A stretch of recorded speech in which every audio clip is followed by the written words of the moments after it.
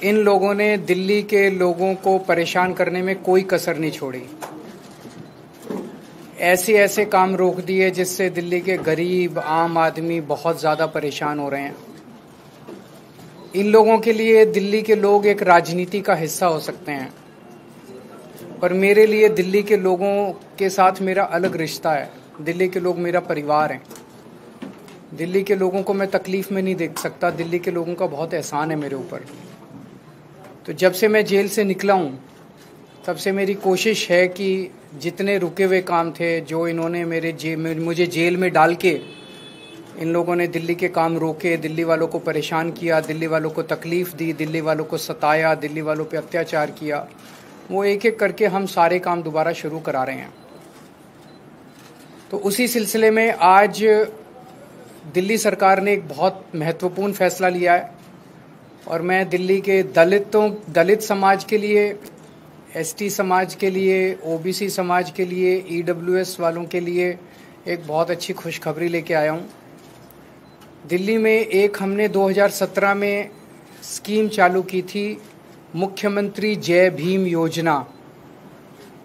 उस योजना के तहत हम दलित, एसटी, ओबीसी और ईडब्ल्यूएस समाज के लोगों को, उनके बच्चों को कोचिंग करने के लिए हम मदद करते थे।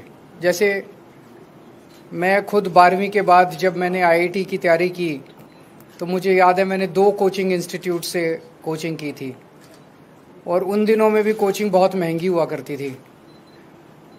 और मुझे लगता है कि अगर मैं वो दोनों कोचिंग नहीं करता तो पता नहीं मेरा अच्छा रैंक आता नहीं आता आईआईटी में, मेरा एडमिशन होता नहीं होता आईआईटी में। उसके बाद जब मैं पास आउट हो गया, फिर मैंने सिविल सर्विसेज की तैयारी की, तब भी मैंने कोचिंग की थी। अगर वो कोचिंग ना करता तो पता नहीं मेरा होता नहीं होता।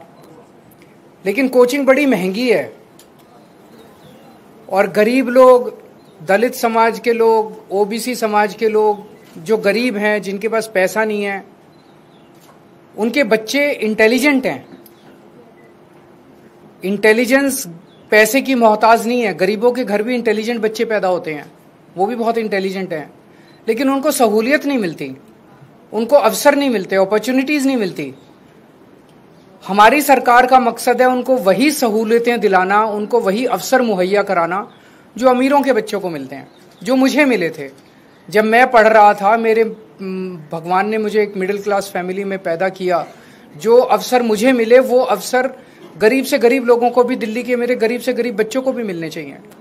तो वो अवसर मुहैया कराने के लिए हमने स्कीम निकाली थी कि 12वीं के बाद या ग्रेजुएशन के बाद अगर कोई कम्पिटिटिव एग्जाम देता है बच्चा, इंजीनियरिंग के लिए, मेडिकल के लिए, रेलवे के लिए, नौकरी के लिए, यूपीएससी के लिए, कोई भी वो देता है, अगर कोचिंग में एडमिशन लेता है तो उसको दिल्ली सरकार उसका कोचिंग का सारा खर्चा देती थी। और बाद में हमने उनको 2,500 रुपये महीना भी देना चालू किया था, ताकि पढ़ते वक्त वो कोचिंग इंस्टीट्यूट अगर जाना आना है उसके लिए, उसको जाने आने के लिए और उसके मिसलेनियस एक्सपेंसेस के लिए 2,500 रुपये महीना भी देना चालू किया था।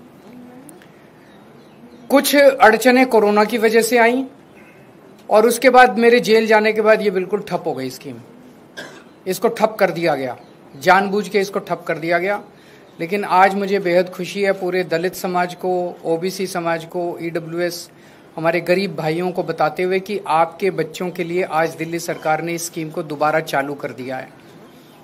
जितनी पुरानी पेमेंट्स बकाया थी, जिसकी वजह से ये पेमेंट्स नहीं की गई, मेरे जेल जाने के बाद पेमेंट्स रोक दी गई, वो पेमेंट्स अब वेरिफिकेशन वगैरह करके दोबारा कर दी जाएंगी। उनकी इंस्टीट्यूट्स की पुरानी पेमेंट्स, जो भी वेरिफिकेशन की प्रक्रिया वो करके, और इन स्कीम्स को दोबारा रजिस्ट्रेशन करके बच्चों को दोबारा मुहैया कराया जाएगा, सारी अवसर मुहैया कराए जाएंगे। और मैं भगवान से प्रार्थना करता हूँ कि बच्चे, हमारे गरीबों के बच्चे खासकर, खूब फलें फूले, आगे बढ़ें, तरक्की करें, देश के विकास में योगदान करें। वो किसी भी तरह से दूसरे वर्गों से पीछे नहीं है, किसी भी तरह से दूसरे वर्गों से कम नहीं है। उन्हें अवसर हम पूरे देंगे। अगर कोई प्रश्न है तो। सर, अक्सर जो स्कीम्स आप लाते हैं वो उलझ जाती हैं अधिकारियों के बीच में, एलजी के बीच में।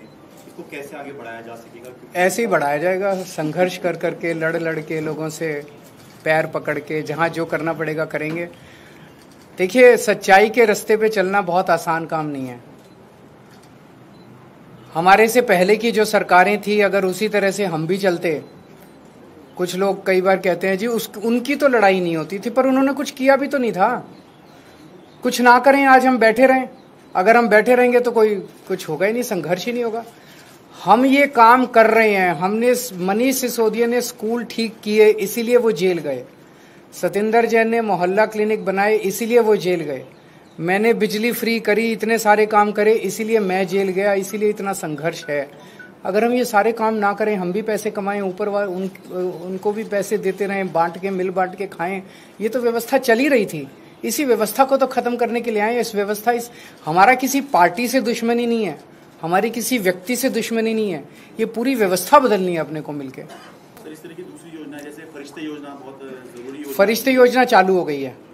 फरिश्ते योजना भी इन्होंने बंद की थी, वो भी मैं आप लोगों की जानकारी के लिए बता दूं। फरिश्ते योजना चालू हो गई है।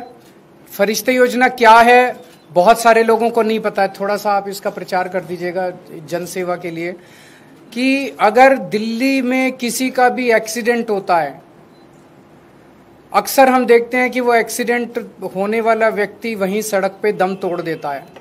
कोई उसको अस्पताल नहीं ले जाना चाहता, दो कारण से। एक तो उसको लगता है मेरे ऊपर पुलिस केस हो जाएगा, मैं पचड़े में पड़ जाऊंगा।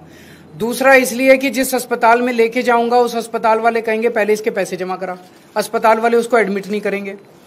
फरिश्ते योजना में हमने कहा भाई उसको नियरेस्ट अस्पताल में भर्ती करा दो, चाहे बड़े से बड़ा 5 स्टार अस्पताल हो, चाहे अपोलो, मैक्स, फोर्टिस, स्कॉट्स, जो भी अस्पताल है, किसी भी अस्पताल में नियरेस्ट में उसको भर्ती करा दो। जिसका एक्सीडेंट हो, आपसे कोई प्रश्न नहीं पूछा जाएगा और उसका सारा खर्चा दिल्ली सरकार देती है।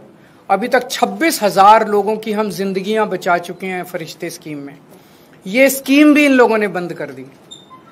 एक्सीडेंट पीड़ितों को इलाज कराने के लिए दिल्ली सरकार जो फ्री वो देती है, दिल्ली सरकार जो उनका इलाज कराती है, स्कीम भी इन्होंने बंद कर दी, लेकिन वो स्कीम हमने दोबारा चालू करा दी।